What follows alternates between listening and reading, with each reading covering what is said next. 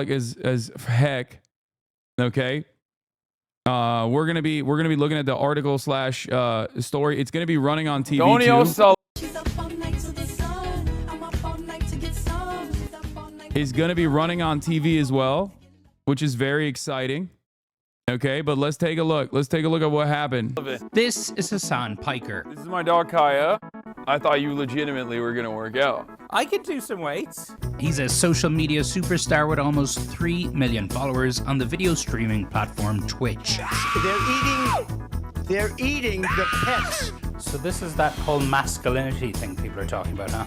And he's part of a growing group of streamers and podcasters reaching young men online, a space Trump tapped into to reach young male voters. Punch in, then you won't be able to see that he's not doing any weights. But Hasan is not a Trump supporter. He's a progressive, a fan of Bernie and AOC. The Democratic Party even invited him to the DNC in August. One thing we've been hearing for weeks now is that the left needs a Joe Rogan. Yeah. I don't think that the Democratic Party can podcast itself out of this issue. Joe Rogan, he endorsed Bernie Sanders in 2020. Maybe they should do an autopsy on why he left the party. I like to work out. I'm very bro-y. A lot of people look at the optics of that and they don't like it. They think like, oh, well, he's a little toxic, isn't he? And they don't really listen to what I have to say because I'm significantly more progressive than the average Democratic campaign. Yeah, I've heard you say when it comes to stuff that guys like, you seek that stuff out online, whether it's watching a streamer, whether it's watching guys talking about working out and fitness. You say that the right wing just dominates that space. Yeah. Why? Well, I think that's why I started on Twitch, right? I know for a fact that the video game space is like people who consume this culture, people who are a part of this culture are not all right wing. I wanted to showcase to people that like, no, you can be a progressive person, you can be a leftist and like have fun at the same time. How many people were watching your live stream on election night? The total unique number was 7.5 million. There's a general sense that when it comes to the world of podcasts, alternative media, I don't even know what you want to call it, that Trump did a much better job with that than Democrats and Harris. Absolutely. I think that's true. I was a naysayer early. When I saw the Aiden Ross collab, I thought this doesn't have motion. So this is Trump with Aiden Ross. When Trump went on Aiden Ross's stream, I was like, it was awkward, it was weird. But then I saw Trump on Theo Vaughn, and he started talking about cocaine, and I was like, uh-oh, this humanizes him. Cocaine a stronger up? Yeah. Cocaine So you're way up with cocaine more than anything else you can think of. Cocaine will turn you into a damn owl, homie. You know what I'm saying? It'll. Harris did consider going on Joe Rogan. Yeah. But she didn't. So that was a mistake as well, I think, because Joe Rogan can't deliver adversarial interviews if his life depended on it. What is it that the Democrat Party has to do differently? Well, I think that they need to change their policies. It's a policy thing. Yes, it's 100% a policy thing. Because I'll say, which is the boring answer. Although it would be very self-serving for me to say, I'm the left's Joe Rogan, the Democratic Party should give me millions of dollars. That's not going to solve this problem.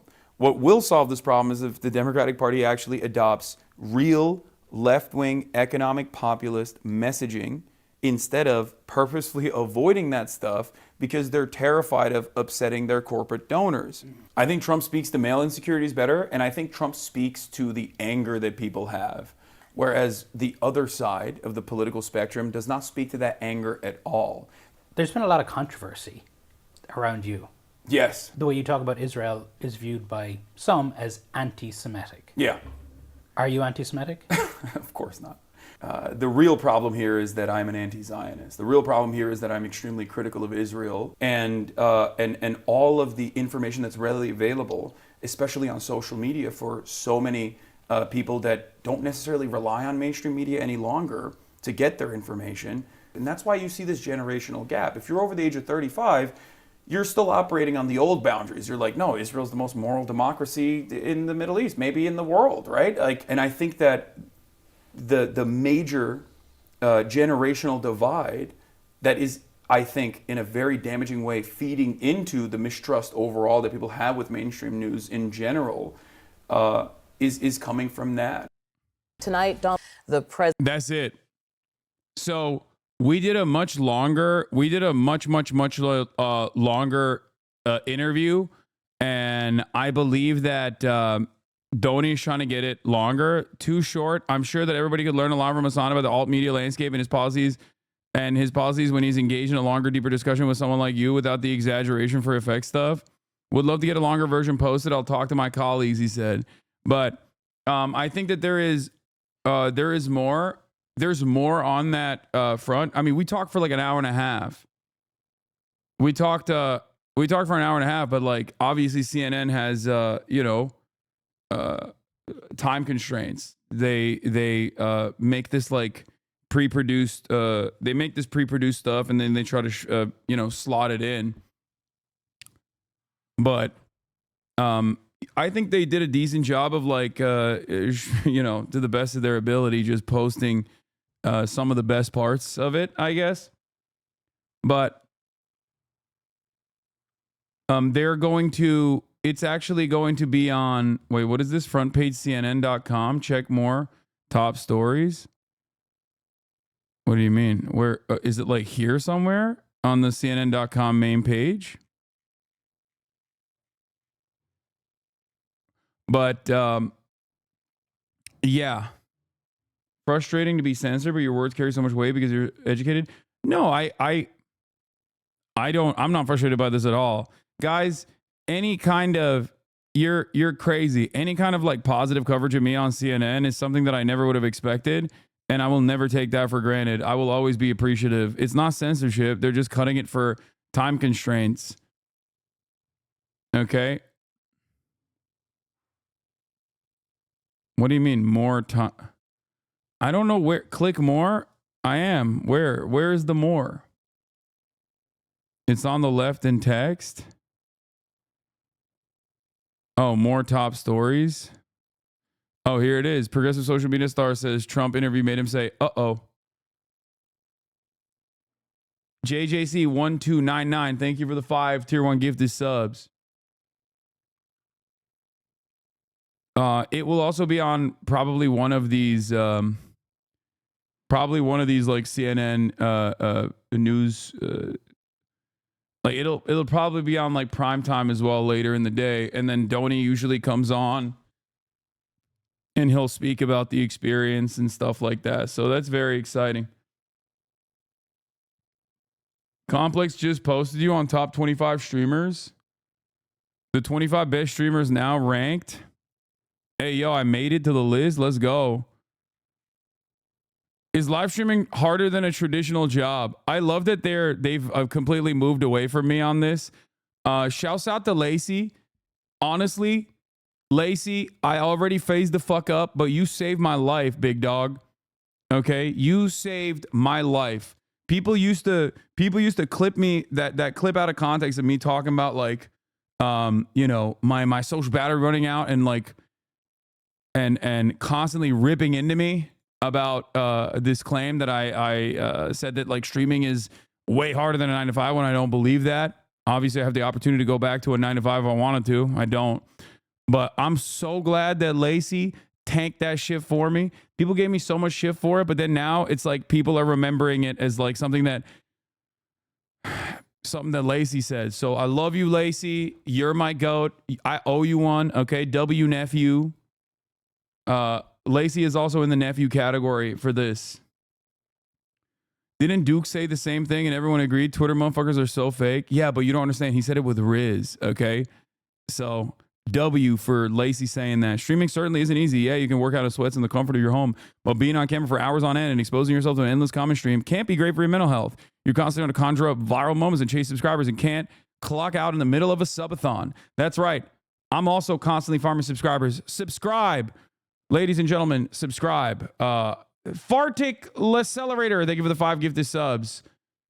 You can subscribe for $5 or $6 or for free with a Twitch Prime, or you can get gifted a sub as well if you're lucky. But Dude, this is irrelevant, but I just want to say thank you for sticking to your guns on this platform. Less than a year ago, I was in a pretty reactionary TikTok red pill space, and I feel like a young Muslim man seeing you specifically make good points in a really passionate way made me rethink my mindset and has helped me get into a much better headspace. That's what I'm talking about, baby. That's why we do it. W Clip Farm Lacey. But yeah, respect to Lacey for tanking all that. However, if you can handle the pressure, the ceiling for a popular streamer keeps getting raised. From attracting the eyes of millions of fans, signing deals worth millions of dollars, to being a live stream content creator, whether that's on Instagram, Kick, Rumble, Twitch, TikTok, YouTube. Gen Alpha's A-list stars, according to 2019 survey by Lego and Harris Polls, 1 out of every 3 kids between age and 12 wanted to be a vlogger or YouTuber. But while every kid may want to be a streamer, not every kid will be a great streamer. With the thousands of streamers online, what separates the all right from the all might? What actually makes a streamer one of the best? We pondered these questions thoroughly when putting this list together and came up with the following criteria. 1, influence of their social media presence. 2, frequency we see them on timelines. 3, the quality of their content. 4, their relevance to the world of live streaming. This helped us cut through the noise and decide on the best of the best. What? PewDiePie? Does he even stream? That's crazy. And we started the list with a person who doesn't even stream no more.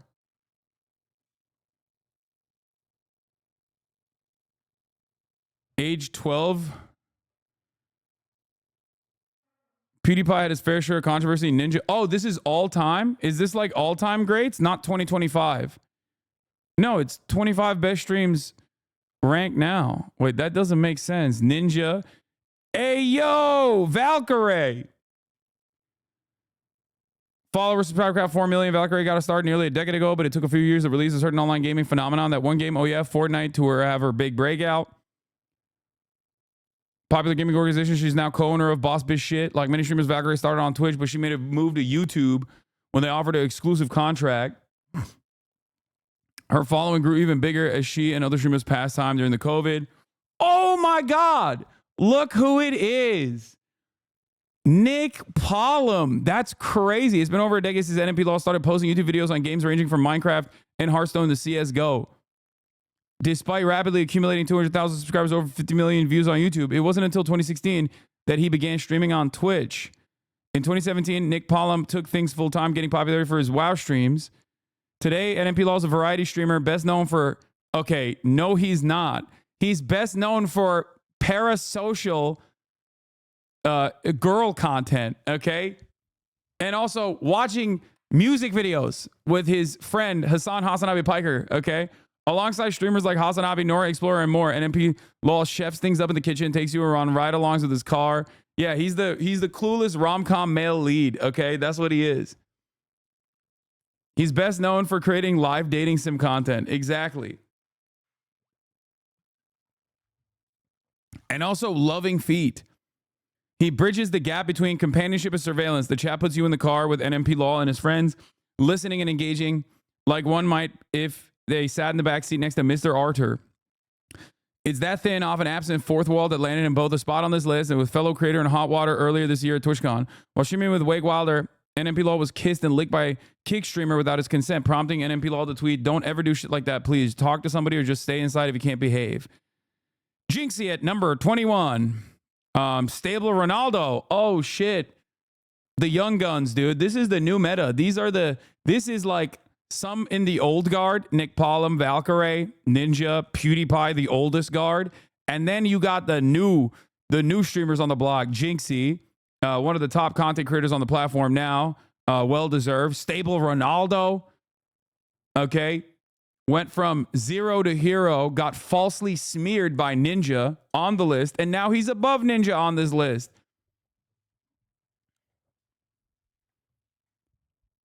Okay. I like that. Cutie Cinderella, goddamn. Cutie Cinderella is a force in the live streaming world, but she won't let you call her that. The Washington-born content creator would rather call attention to everyone else's influence and achievements in an attempt to downplay her own. This endears her to her audience and humanizes her so many. While she is largely known for creating the Streamer Awards, her event planning goes much further than her much-anticipated award show. Among the hits, Shit Camp, a 5-day summer camp in which popular creators live stream various activities that emphasize teamwork and bonding. Master Baker. And we can't forget her appearance in podcasts like Whine About It and Fear Ann, which give her a different platform to be totally herself. Chill, soothing, and wise. Okay, I don't know about that. Maybe on Whine About It. Probably not on Fear End, though. She ain't never chill nor wise on Fear End. You know what I'm saying? The theme of all of our efforts revolves around working together, being yourself, and building relationships, something so desperately needed in the internet during these trying times. They didn't even talk about how she's fucking bronze. Oh, they did. When she does stream, chances are it will be a League of Legends match.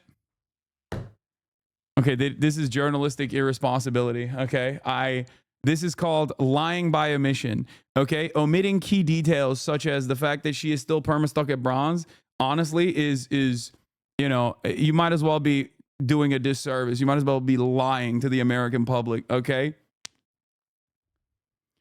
Baking or an IRL stream of her at Disneyland, you will always get authenticity with Cutie Cinderella, be it via her open dialogue or mental health struggles or her process when preparing for her events.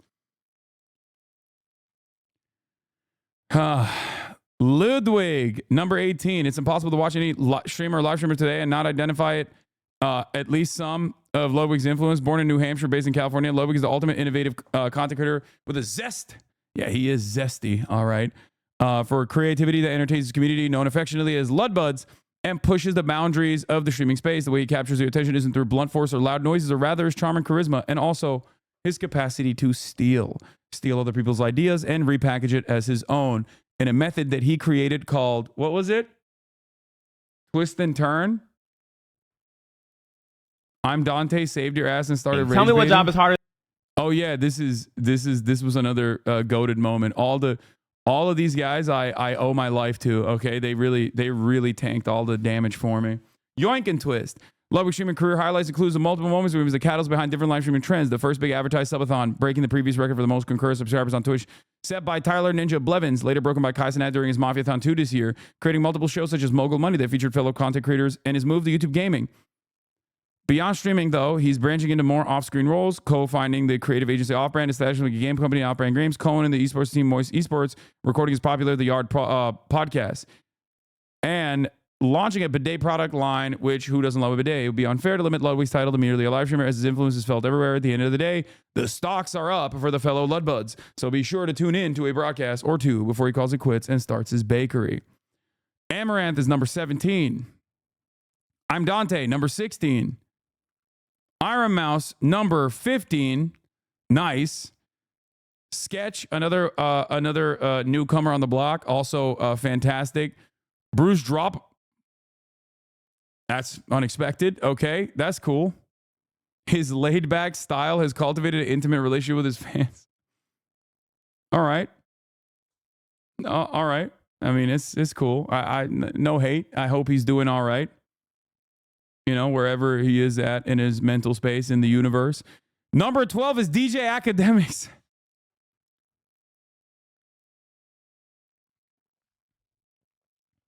That's crazy.